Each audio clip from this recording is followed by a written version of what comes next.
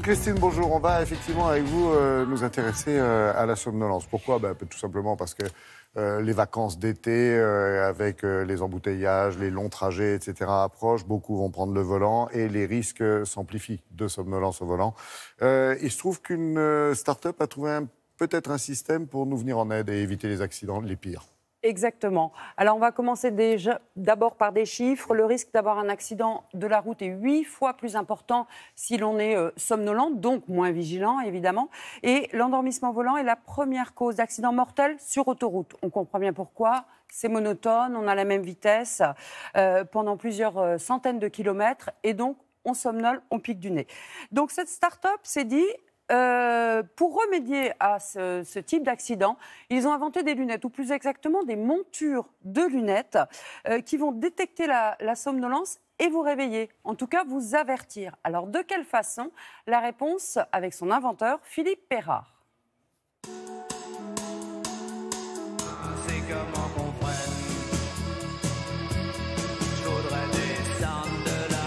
Dès lors que la monture va détecter un incident, c'est-à-dire qu'on commence à piquer du nez, il va y avoir deux sortes d'informations qui vont parvenir au conducteur. D'une part, des LED qui vont clignoter dans la lunette, et d'autre part, il va y avoir un buzzer qui va sonner.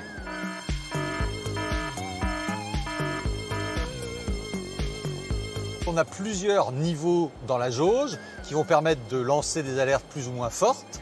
Et lorsqu'on arrive à l'indice numéro 5 de notre jauge, il va y avoir des informations qui seront destinées soit aux passagers de la voiture, soit si le conducteur est tout seul, on va être vers une plateforme d'assistance qui va appeler le conducteur via les haut-parleurs de la voiture pour lui dire « Attention, on a détecté un début de somnolence, il convient de s'arrêter et d'ailleurs, vous avez une aire de repos à tant de kilomètres. »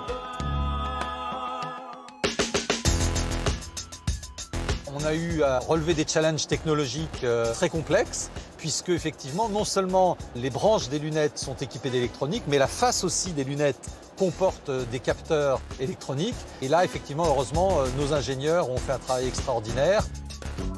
On a une dizaine de partenariats aujourd'hui avec des laboratoires français, que ce soit le CNRS, des CHU, qui nous ont permis de mettre au point notre produit. On a un professeur qui est chef de service ophtalmologie dans un grand hôpital parisien qui nous a aidés justement à mettre au point des études pour démontrer d'une part le lien qu'il y avait entre certains indices comme les clignements de paupières qui permettent d'alerter sur le niveau de fatigue et ensuite aussi sur l'environnement général de la lunette de façon à ce que ni le buzzer ni les clignotements de la lunette ne viennent interférer sur le comportement normal du conducteur. Cette rencontre qu'on a eue avec cet équipementier automobile français démontre clairement que nous sommes complémentaires. Ils ont tout un tas d'informations qui proviennent du véhicule.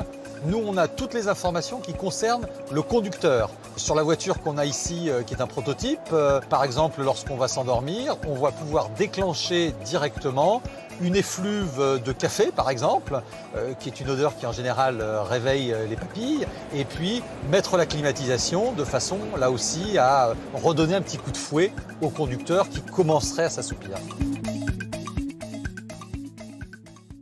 Et c'est un produit de luxe, je veux dire très cher ou pas? Non, pas très cher, pas plus cher qu'une paire de lunettes, on va dire, haut de gamme. C'est 250 €. Après, il faut acheter le petit connecteur pour les recharger, 40 €. Innovation qui a été distinguée?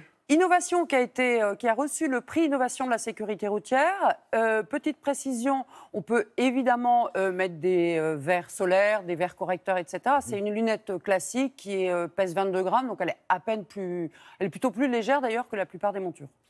Produit français, j'imagine. Alors, 100% français, c'est-à-dire que la plasturgie, c'est dans la région Rhône-Alpes que c'est fait, et tout ce qui est électronique à Soissons. Donc ça va être cool de le signaler.